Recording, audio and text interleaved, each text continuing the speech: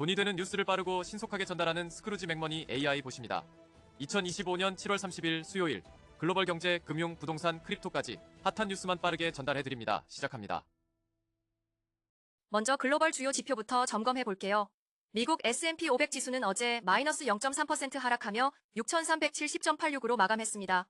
다우 지수는 마이너스 0.46% 내려 44,632.99로 마감했어요. 나스닥 지수는 마이너스 0.38% 하락하며 21,098.22로 마감했습니다. 한국 코스피는 외국인 매수세에 힘입어 0.66% 상승하며 3,230.57로 4년 만에 최고치를 찍었어요. 코스닥은 0.31% 하락하며 787.39로 마감했습니다. 미국 10년물 국채 수익률은 4.32%로 소폭 하락했어요. 달러 인덱스는 98.9로 강세를 보였고 원달러 환율은 1,391원으로 9원 올랐습니다. 비트코인은 67,737딜러로 D% 하락했어요. 다가오는 일주일 주요 경제 이벤트도 체크해 볼게요. 오늘 밤 3시 미국 연준의 기준금리 결정과 파월 의장의 기자회견이 있어요. 내일 7월 31일에는 미국 ADP 고용보고서와 2분기 GDP 발표가 있습니다. 8월 2일에는 미국 7월 고용보고서가 발표돼요. 8월 4일에는 국제민간항공기구의 고도제한 기준 개정안이 발효됩니다. 이제 본격적으로 오늘의 탑10 뉴스 시작합니다. 첫 번째 뉴스입니다. 원달러 환율이 1,391원으로 9원 올랐어요. 한미 관세 협상 데드라인이 코앞이라 달러가 강세를 보이고 있죠. 미국의 기준금리 동결 전망도 환율 변동성을 키우고 있어요. 전문가들은 미국이 일본과 유럽연합에 관세율을 낮추는 대신 대규모 투자를 약속받아 강달러 요인이 됐다고 분석했어요. 시사점으로는 환율이 1,400원 돌파 가능성이 커지고 있다는 점입니다. 두 번째 뉴스입니다. 미국 증시가 관세 협상과 연준 회의를 앞두고 하락 마감했어요. S&P 500은 마이너스 0.3%, 다우는 마이너스 0.46%로 약보 합세를 보였죠. 일부 빅테크 실적 부진과 고용지표 약세로 투자 심리가 위축됐어요. 트럼프의 러시아 제재 경고로 유가는 4% 급등했답니다. 시사점으로는 연준의 금리 정책과 빅테크 실적이 시장 방향을 좌우할 거란 점입니다. 세 번째 뉴스입니다. 코스피가 3,230점으로 4년 만에 최고치를 경신했어요. 외국인 투자자들이 6천억 원 넘게 사들이며 상승을 이끌었죠. 코스피 200 선물 시장에서도 1조 원 넘게 순매수했어요. 관세 불확실성 완화와 증시 개혁 기대감이 힘을 보탰답니다. 다만 개인 투자자는 순매도 중이에요. 시사점으로는 외국인 매수세가 코스피 추가 상승을 이끌 가능성이 높다는 점입니다. 네 번째 뉴스입니다. 서울 서초구 국민평형 아파트 평균 매매가가 30억 원에 달해요. 서울 평균보다 2배 이상 높은 수준이죠.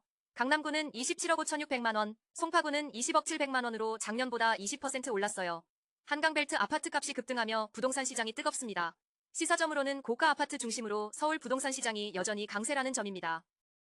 다섯 번째 뉴스입니다. 정부의 공공분양 확대 정책으로 민간 참여 사업이 8조 원 규모로 커졌어요. 한국토지주택공사가 2만 7천 가구를 공고했죠.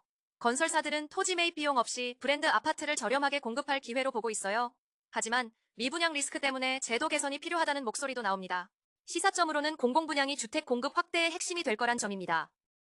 여섯 번째 뉴스입니다. 국제민간항공기구의 고도제한 기준 개정안이 8월 4일 발효되어 강서구는 규제 완화로 도시 발전을 기대하지만 목동 재건축 단지는 고도제한 강화로 사업 차질 우려가 커졌어요. 목동 거래량도 2주간 6건으로 급감했답니다. 시사점으로는 고도제한 변화가 지역별 부동산 시장에 다른 영향을 미칠 거란 점입니다. 일곱 번째 뉴스입니다. 전세대출 규제가 세입자 불안을 키우고 있어요. 소유권 이전 조건 대출이 금지되고 보증 비율도 90%에서 80%로 낮아졌죠. 금융위는 DSR 적용도 검토 중이에요.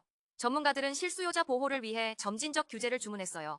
시사점으로는 전세대출 규제가 월세 전환을 가속화할 가능성이 있다는 점입니다.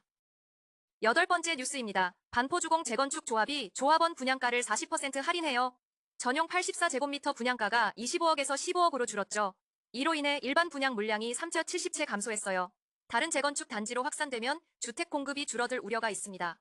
시사점으로는 조합원 혜택이 일반 분양 물량을 줄일 수 있다는 점입니다. 아홉 번째 뉴스입니다. 김윤덕 국토부 장관 후보자가 유휴부지와 노후 공공시설을 활용한 주택 공급을 추진한다고 밝혔어요. 6927 대출 규제로 시장이 안정세지만 공급 확대가 필요하다고 강조했죠. 3기 신도시 개발도 속도를 낼 계획이에요. 시사점으로는 주택 공급 확대가 부동산 시장 안정의 핵심이라는 점입니다. 열 번째 뉴스입니다. 비트코인이 67,737딜러로 2% 하락했어요. 관세 협상과 연준 회의를 앞두고 투자자들 관망세가 커졌죠. X 플랫폼에서는 비트코인 단기 조정 가능성이 화제예요. 하지만 장기적으로는 상승 기대감이 여전하답니다. 시사점으로는 거시경제 이벤트가 크립토 시장 변동성을 키울 거란 점입니다. 이상 스크루지 맥머니였습니다. 이 영상은 투자 조언이 아닙니다. 최신 금융 소식을 놓치지 않으려면 구독과 좋아요 부탁드릴게요. 다음 영상에서 만나요.